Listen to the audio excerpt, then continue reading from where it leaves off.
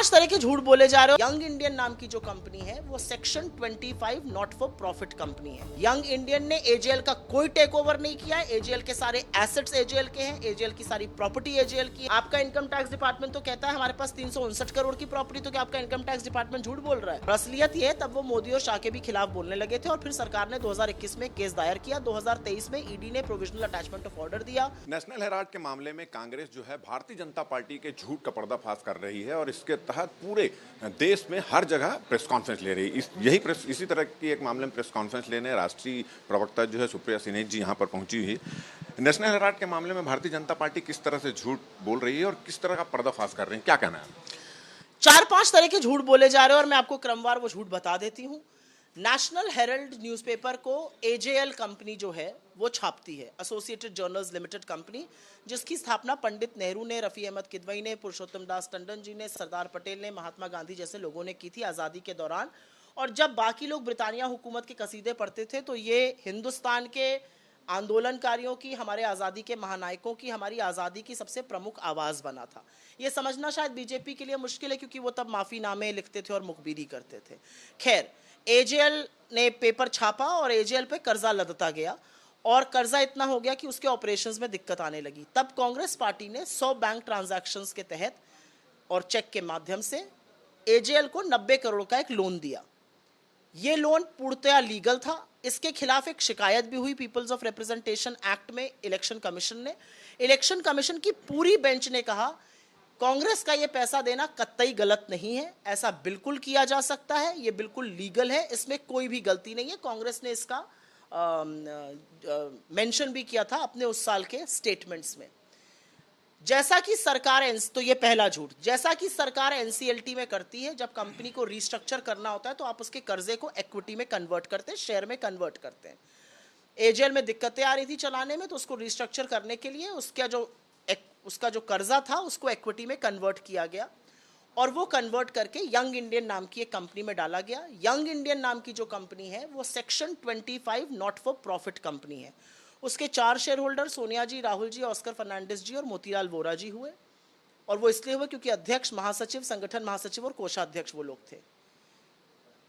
इनमें से एक को भी एक नए पैसे का मुनाफा, एक नए पैसे का डिविडेंड, एक नए पैसे की सैलरी नहीं मिल सकती है। तो दूसरा झूठ कि वो पैसा बना रहे हैं, इसमें वो कोई पैसा नहीं बना सकते हैं। तीसरा, एजेएल को टेक ओवर कर लिया। यंग इंडियन एजेएल का शेयर होल्डर है। यंग इंडियन ने एजेएल का कोई टेक ओवर नहीं किया है। एजेएल के सारे एसेट्स एजेएल के हैं, एजेएल की सारी प्रॉपर्टी एजेएल की है, एजेएल के पास जो इनकम आती है वो एजेएल की है। तो ये तीसरा झूठ।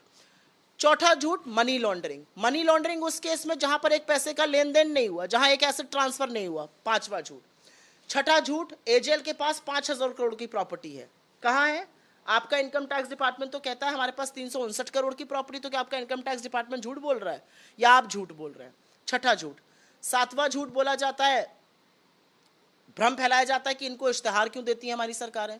तो आपकी सारी सरकारें पंचजन्य को, ऑर्गेनाइजर को, तरुण को क्यों देती हैं इश्तेहार? ऐसी जगहों पे इश्तेहार क्यों देती हैं जो इस देश को तोड़ने का काम करते हैं, इस देश में नफरत फैलाने का काम करते हैं? आप फिर मीडिया को इश्तेहार क्यों देते हैं? अधिकांश मीडिया आज आपके इश्तेहारों पे चलकर आपकी बातें करता है, आपकी चरण वंदन करता है। सुब्रमण्यम स्वामी ने यह केस 2013 से 20 तक लड़ा, लेकिन जब उनका क्रॉस एग्जामिनेशन शुरू हुआ तो उन्होंने अपने ही केस पर स्टे ले लिया। और असलियत यह तब वो मोदी और शाह के भी खिलाफ बोलने लगे थे और फिर सरकार ने 2021 में केस दायर किया। 2023 में ईडी ने प्रोविजनल अटैचमेंट ऑफ ऑर्डर दिया। 2024 में 10 अप्रैल को एक ट्राइब्यूनल को उस ऑर्डर को कंफर्म करना था, उन्होंने अप्रूवल दिया और 365 दिन के अंदर एक चार्जशीट दायर होनी थी। अगर नहीं होती तो ये केस खत्म हो जाता। 365वें दिन 9 अप्रैल 2025 को एक चार्जशीट दायर करी गई जो पूरी तरह से दुर्भावना से, प्रतिशोध से, बदले की राजनीति से प्रेरित है। आपके पास इतना सबूत है, 11 साल से क्यों झुंझुना बजा रहे हैं? क्यों नहीं आपने दायर करी चार्जशीट? आपके पास एक साक्ष्य नहीं है, आपके पास एक सबूत नहीं है, आप लगातार झूठ बोल रहे हैं, आपके हर झूठ का पर्दाफाश हो रहा है। क्या बच्चा इस देश का नहीं जानता कि ईडी जो है वो सरकार के इशारों पर नाचने वाली कठपुतली बन के रह गई है? आज असलियत ये है। प्रियंका गांधी, रॉबर्ट वाड्रा को भी इस मामले में घसीटा जा रहा है, उनको भी पूछताछ के लिए बुलाया जा रहा है। प्रियंका गांधी जिसके पास एक शेयर यंग इंडियन का नहीं है, उनको क्यों बुलाया जा रहा है? और रॉबर्ट वाड्रा को बिल्कुल इस मामले में नहीं बुलाया जा रहा है। आपकी जानकारी मैं दुरुस्त कर दूं, रॉबर्ट वाड्रा के खिलाफ पिछले 20 साल से एक मुकदमा चल रहा है। 23,000 डॉक्यूमेंट्स वो दे चुके हैं। लगातार ईडी सवाल पूछ चुका, तो या तो ईडी को सवाल पूछना नहीं आता है, या ईडी के लोग इतने ढोर हैं कि उनको सवाल पूछकर जवाब लेना नहीं आता है। आप लोगों को सिर्फ परेशान करने की नीयत से उनके पीछे पड़े रहते हैं। ये सिर्फ प्रतिशोध की राजनीति है, ये छवि बर्बाद करने के पैतरे हैं तरीके। लेकिन ये देश गांधीज की, ये देश राहुल जी की, सोनिया जी की असलियत जानता है, और ये जानता है कि आप सिर्फ और सिर्फ गंदी, घिनौनी, भोंडी राजनीति कर रहे हैं। अब इसका आप कैसे इसको पूरी चुनौती किस तरह से देंगे आप? का दूध पानी का पानी देश के कोर्टों में हो जाएगा, देखिएगा आप कैसे होगा। नरेंद्र मोदी ने कोई पहला मुकदमा थोड़ी किया और मुंह की खानी पड़ी है। एक 21 साल की लड़की को ले आए थे ना, आपको याद है, ये कहकर कि वो देश के खिलाफ कंस्पिरेसी कर रही है, और फिर इनकी दिल्ली पुलिस उसके खिलाफ एक चार्ज नहीं कर पाई थी और मुंह की खानी पड़ी थी कोर्ट में। वही अब भी होगा। चलिए, तो इन्हें पूरा भरोसा है कि कोर्ट में दूध का दूध और पानी का पानी हो जाएगा, और फिलहाल जो इस पूरे मामले में भारतीय जनता पार्टी जो झूठ परोस रही है, जैसा इनका आरोप है, उसका पर्दाफाश करने के लिए पूरे देश में प्रेस कॉन्फ्रेंस आयोजित की जा रही है। कैमरामैन नरेंद्र मार्कंडे के साथ राजेश मिश्रा, IBC 24 रायपुर।